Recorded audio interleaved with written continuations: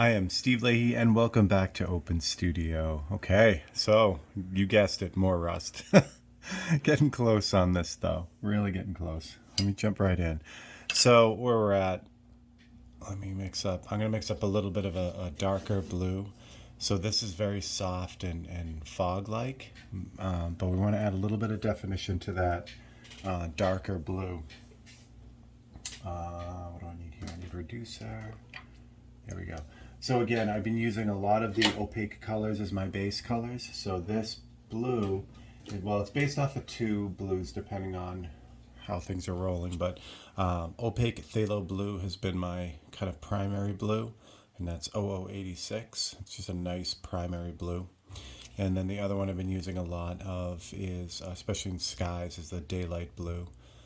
Just a lighter blue. Both of these are the new opaque. I know I keep calling them new opaques, but they've been around for a while now. But these are all the opaque line from the Wicked, from Createx in the Wicked colors. All right, let me grab a brush here and we'll get right to it. All right, again, do I have my glove here so I don't get anything on the painting? There we go. Okay. So this darker blue, I started it right here. It's not everywhere. It's just in certain spots. So what this is made up of is just a little bit of that phthalo blue and a little bit of black. Phthalo blue has a real greenish cast to it too. So what I can do to cancel that is just use a little bit of Wicked Pyrrole Red. And I'm talking a tiny bit. It's just enough to kind of take the edge off that green that's in there. And that'll give me kind of a steel, cool gray. What I also want to do on the palette, and it's too disruptive to kind of bounce around and show you the palette at the same time. I will get to that point. I have a setup for the live feed that I've been using for a while now that has multiple cameras, and that's going to be what I'll do all the videos with eventually. But with this one, with this video, with this series, if something goes wrong in the learning curve, and it goes wrong with this painting, I can't go back and redo it. So we would lose an episode almost, and I don't want to take that chance. So this isn't what I'm saying. Is basically this isn't the video to practice on, but I will eventually switch over to using that whole system for all the videos from my channel, and it'll make things really nice because then I can have picture in picture and switch cameras and do all the things that I do in the live feed, but just in video form. So that is coming. All right, so there it is. So it's a thin steel gray, and I'm just kind of running in and picking out like areas where there needs a little bit of like sharpness. Basically, there's still other layers to go on over this, but that's why I'm doing this now, so that I can blend this in later on and it doesn't stand out so much as just paintbrush work. This is really nice for darkening areas too, obviously. You know, the airbrush will develop those darker areas really slowly, which is nice. That's what we want. But sometimes we just need to kind of get an area in darker. The paintbrush does that great. It doesn't mess around at all. Okay. There's a lot of brown going on down here, so I gotta kind of pick my battles here. I don't want to go over too much of that brown because then you lose that. So it's just in little bits and pieces. And again, this layering of techniques or color really and value is what really makes this painting. It'll make this painting intense. You know, it'll give it the reality that it needs, but it'll also add so much. Give people so much to look at, you know, and they won't even know what's going on. They'll register as rust, but what's going on here, we'll keep them into it for a while, which is what, you know, it's the goal. We want people to enjoy the artwork and stick around, and these layerings will definitely do that. So again, this is fairly harsh. It's like really super soft, and then you have these little speckly dots on top, but we're going to take care of that. Now, right through the middle here, there's a great area. It's the last to go on. It looks like leftover paint. The only paint left on the top of this fender is like right here. It looks like a cream or white color, and that's going to be a blast. That's going to literally be the icing on the cake for this thing. Actually, it might be the yellow that's in this. The rest of it, it's just super faded and looks white.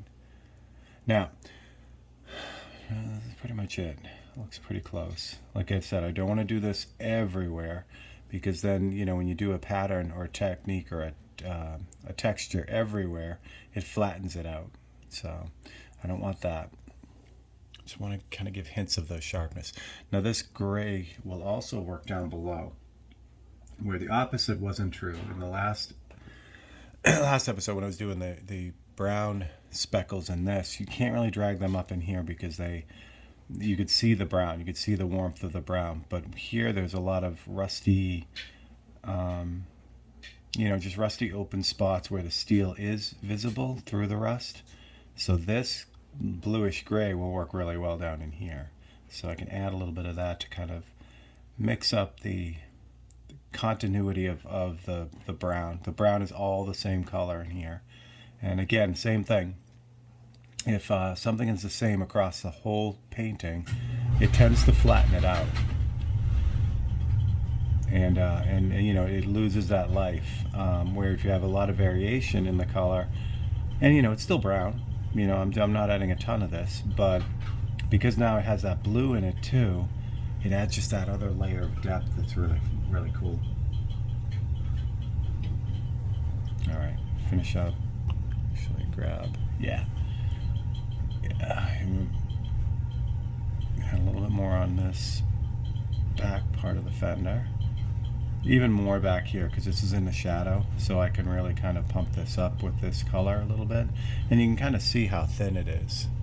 Well, you couldn't when I was down here, but you can see how thin it is here. So really what I'm doing is I'm almost like just staining the layer of color that's already on there.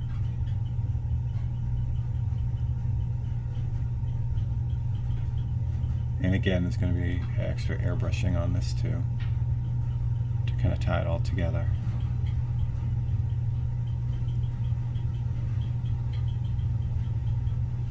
And of course with rust, it's very organic. It doesn't follow a specific pattern, so you can be really kind of general with the way that it all goes on here. This up here has more of this too. This has the bluish cast from the other part of it, from the top part, so I'll add that in too. Good. Good. Okay. Feeling there's more up here too. Yeah, there is. Okay. There's actually a lot more up here. So when working with the paint this thin, I'll frequently have to repalette the brush. So what happens is the paint is so thin, it's almost all reducer. It'll flow off the brush real strongly, and what we want to do is we want to try to slow that down a little bit. And the way to slow it down is to either repalette it or remove some of the paint in the brush. And you can either do that with a paper towel like this, or the covering that's on my workstation here is just craft paper. So you can see the paintbrush strokes here. So I'll frequently kind of remove some of the liquid from the brush on the side here as well. And then you'll get to a point where you'll have just enough paint in there, just enough liquid that it doesn't flood off the brush. And that's kind of what we're looking for. It'd be so nice to just load up the brush, and just be able to paint for, a long time. But just comes off the brush too fast when there's too much paint in it. So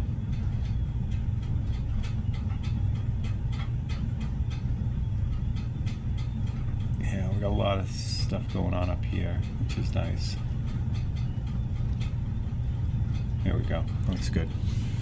Okay. So now what I'm going to do is I'm going to switch to black. Black is nice because it's just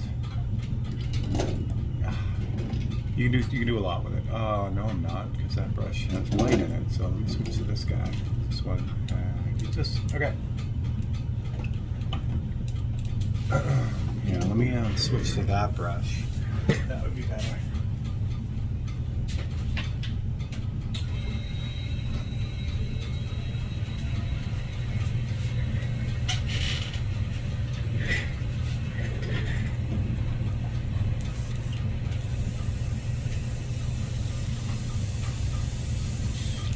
It's taking me a minute because this is the first time I'm sitting down at the bench today, and I've broken the cardinal rule. So this is my Iwata Micron B, which is a super fine detail brush. And last night, I left paint in it, and that paint has dried. So we'll have to do some maintenance on that today to get all that out. Fortunately, what's in there is the white, which is reduced 1:1. So it's pretty thin, the way that it's in there. So it's not a huge disaster to get that out. It just takes a few minutes, which I will not do right now because we're doing stuff. So I will use the Micron C to get this job done. This is it's super fine detail anyway, so it'll work out well. Just the B does a little bit nicer job on the really, really fine stuff. But again, it's splitting hairs. Okay, so what I'm doing, I'm doing it, but you can't see it because it's so fine. So I'm going to do this on a little piece of paper real quick, kind of show you what I'm doing here. So I've got all the paintbrush strokes. So what I'm doing is I'm just going over those paintbrush strokes with this softer, still kind of tight and detailed, but this kind of softer scumbling. And what that's going to do is that's going to tie that paintbrush stroke into the rest of the painting. There we go. Okay. Now the black works great because it works with the brown or the blue, so I can use this everywhere. In fact, we talking about that blue being a little bit too green. Well, the opaque black, jet black from Createx has a brownish cast to it. So that brownish cast kind of helps to neutralize that green color too. It just adds more of the rusty color to it, which is perfect. All right, so this is paint. This white area here is paint. So I'm going to leave that. But I'm just going to kind of weave this texture into all the paintbrush strokes I just did. Now this black is heavily reduced. It's 1 part paint to 20 parts reducer, which is way over reduced. But again, what this color does is essentially just stains the paint that's already on there.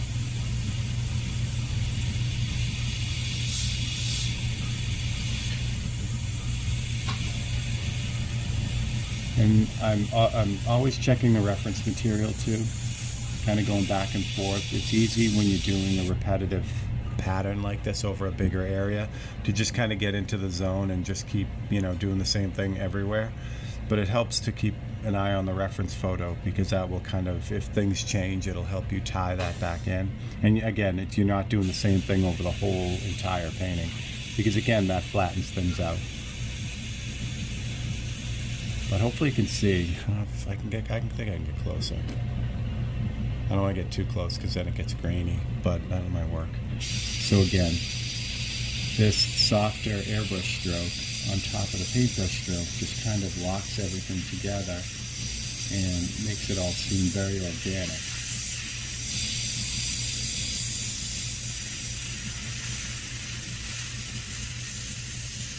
And the Micron, both the B and the C, can do a really nice job of getting in really tight. So it's just about where the paintbrush stroke is, which is perfect because now I have that seamless blending of two tools to create this pattern that would be otherwise impossible to do with just one. I shouldn't say that. No, I shouldn't say that because now I'm talking about the limitations of my artistic skill. There are people who can do the most amazing fades and blends with a paintbrush, just as there are people who can do the most amazing tight detail work with an airbrush. But for me, it using those two tools just opens everything up. It allows me to do the best of both worlds, really.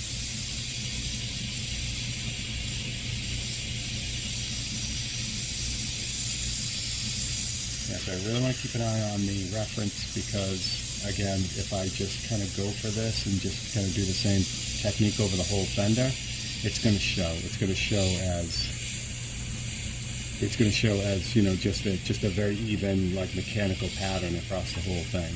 So I really want to keep an eye on that reference photo and change with what's going on. For instance, in this area near the paint, it doesn't have the same kind of scumbled look.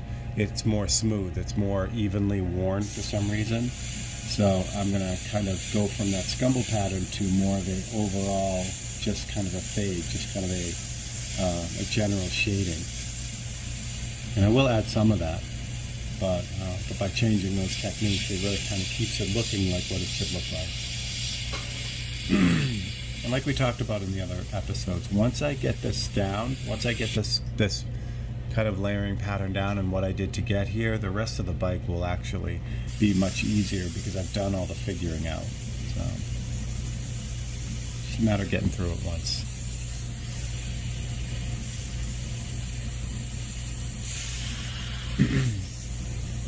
What's also nice about, kind of learning a new pattern, a new technique, or a new texture, obviously the first time through, you're trying to figure it all out. It takes a lot of time.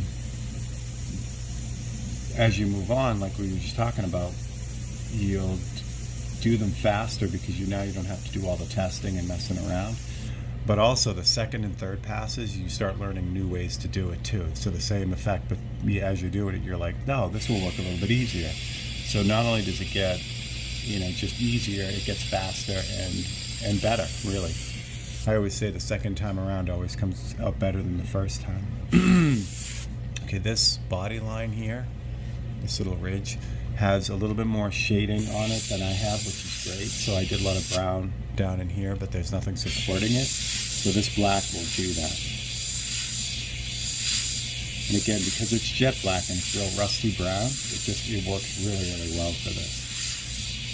So I just want to kind of darken the bottom of this to kind of pull it or push it down, push it back, and then fade the top of it to give it that rounded appearance of whatever this body line is.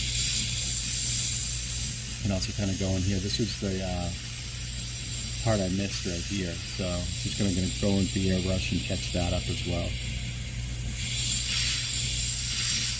Same thing in here. It's a little bit darker than I have it.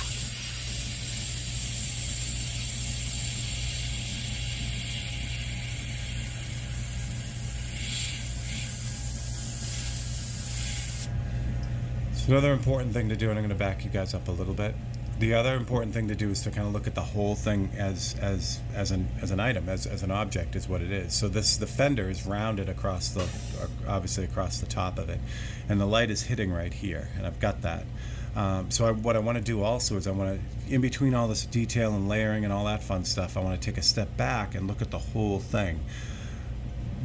What usually happens is you get embroiled with these details and you forget the real form, the overall form. So the light's hitting here, so that means mostly everything over here is going to be in shadow. Well, I don't have that the way it is right now. So what I can do here now is I can just kind of adjust the whole thing. I don't want to do too much of this, and I'll tell you why in a second, but I'm just kind of really lightly going over the whole thing and knocking that down on this side a little bit to add a little bit of shadow on this side. The reason why I don't want to do this completely and get it all the way to where it should be is because there's still other details that need to go on here. The paint, the leftover paint, and the little rivets and things that are still on here. So if I do this shading across the whole thing and get it perfect, and then I put on the paint and then I put on the rivets, now those are going to stand out. They're not going to have any shading on them. So while I can kind of make general adjustments here, I want to wait until I get everything in before I really adjust it all down.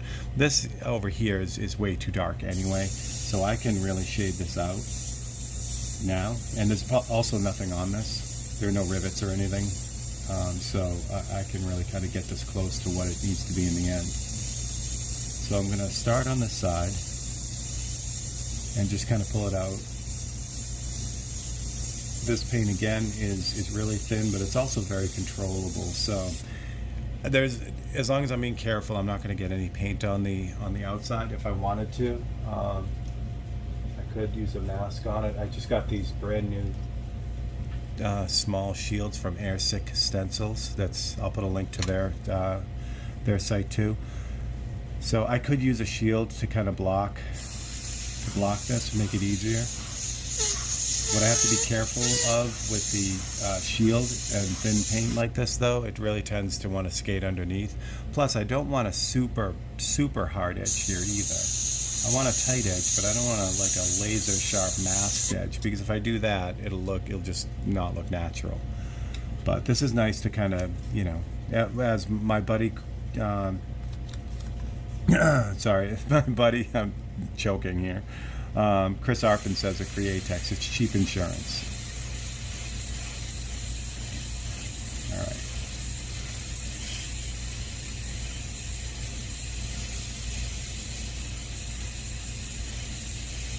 And then this area in here is really dark, so I'll do that after, because the 20-to-1 won't, it'll take me a really long time with this black to darken that to what it is, which is almost completely black. So I could sit there and just keep going back and forth and put 100 layers on this and get that down to black, or I could just switch to a thicker version of this, the 1-to-5, for instance, 1 part paint to 5 parts reducer. That would make that black really quickly, and I would still have control. So I'm not going to mess with that right now, but you get the idea.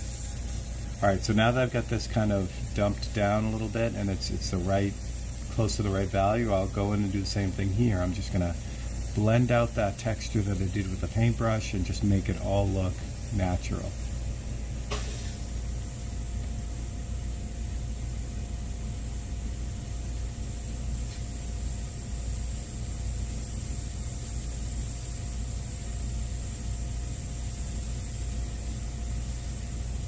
And like we talked about, this painting is different than the Chevelle painting, and that the Chevelle painting was only about 10 hours, which is normally what a regular standard car portrait will take me. This painting will have a lot of hours in it, so it's fun for you guys because you get a lot more episodes.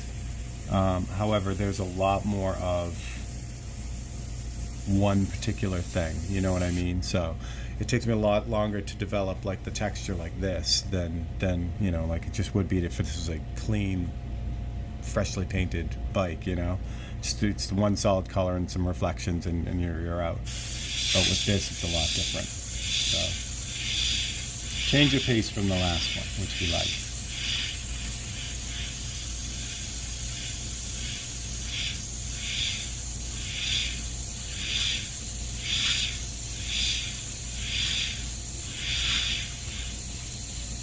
So what I'm seeing here too is we might wait for the next episode for this because it's a different setup. So what I'm seeing too in here now that I'm kind of getting it closer, there's a repeat of the lighter areas, and I think that's what we'll do. We'll do that on the next episode. So we're gonna start pulling out some of the lighter areas. I'll show you what I mean real quick and get it started with this one. So I'm going to jump to white. Try to jump to white. That one doesn't have any in it. This one does. Good. So what I've done is I have 1-to-1 white in there. I didn't even clean out the airbrush. There's still a little bit of black in there, which is totally fine. Then I'm going to thin this with some 4011 and 4050. It's a tiny bit of 4050. It's 1 part 4050 to 20 parts reducer. So this just lets me thin it out, but get a little bit more transparency out of it as well. So I'm going to put that in, and instead of stirring it with a paintbrush, I'm just going to back flush it. and that's going to blend it all together. And see, even though there's a tiny bit of black in there, it's still white. So that's why I didn't go nuts with messing around with it. Plus, I'm just going to start this to show you.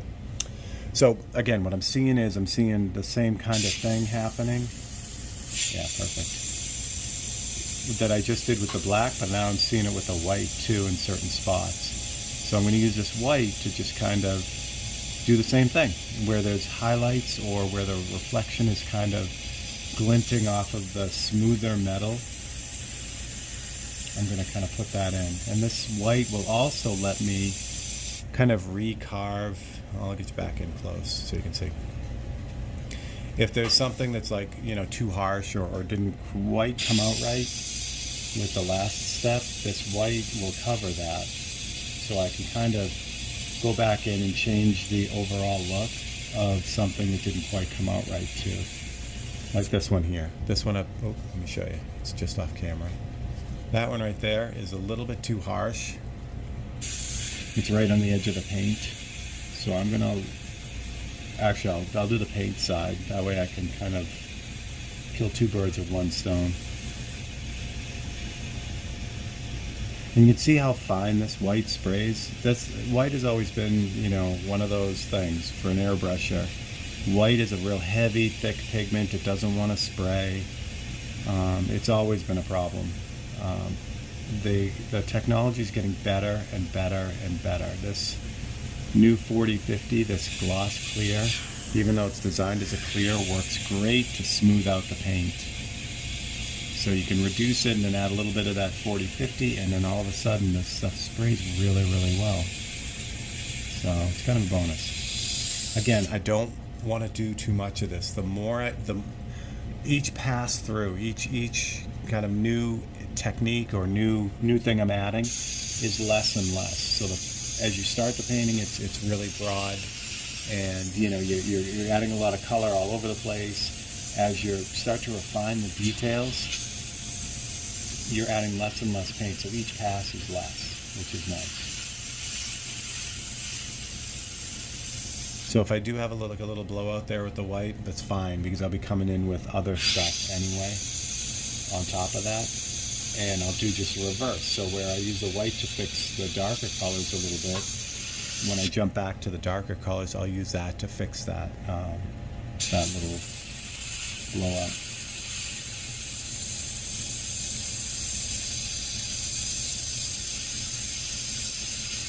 So the example I use all the time is, or the thing I use to describe that is frosting a cake. You think about a cake, and when you make a cake, the majority of a cake is actually cake. So when you get to the frosting, there is nowhere near as much frosting as there is cake, because if you had an entire cake made of frosting, some people would like it, but most people would not be able to handle that. So same thing with the painting. You know, the laying out and the bulk blocking in, that's the cake part of it. That's what everything is standing on. When you get to the details, that's really just the frosting on the cake. It's that little bit that adds that sweetness and just ties it all together and makes it look beautiful, and that's how it works.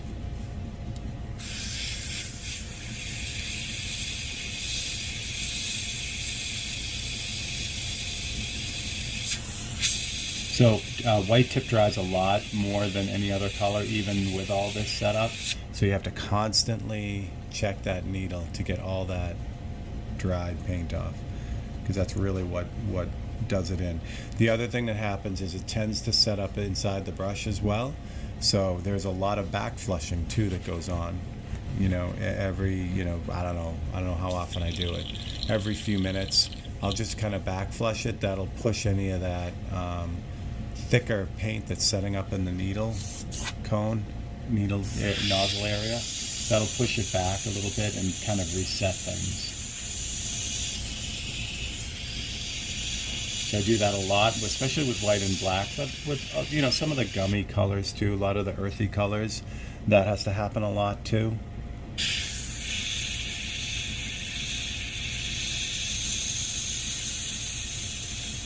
I'm not overly worried if something like that happens too, where I put a little bit of the white is too bright, because I'm going to go over this again with like yellow ochre to kind of tie it all together. So So there, again, it's just layer and layer and layer. So the nice thing is there's not much you can do to really screw this up. A lot of stuff can be bounced back from. That looks good. Looks real good. Okay, let me back you guys up. I'll show you where we're at. Oops, sorry, I didn't mean to bump everything. You're in really close. All right, here we go. So that's where we're at, but it's coming together. So one thing to note as you're looking at this, it is really like there's a lot of stuff going on there. The original, the photo, where you can see it over here, is more muted, so to speak. That's what that yellow ochre will do. It'll kind of pull everything together in the end. But again, that's at the very end of this whole thing, because I want to get all the details in, and then I'll pull it all together at the end. And but it's really starting to take form. It's starting to show. It looks, looks like it's rusty metal, and that's it. All right, so great. So I am Steve Leahy. This is Open Studio. Thanks for hanging out with me. If you enjoyed this, please like and subscribe. This Open Studio happens every Thursday, but in case I pop on and do a random live, you'll be notified if you click that bell icon. So please do that. So thank you all for hanging out with me, and I'll catch you all on the next Open Studio.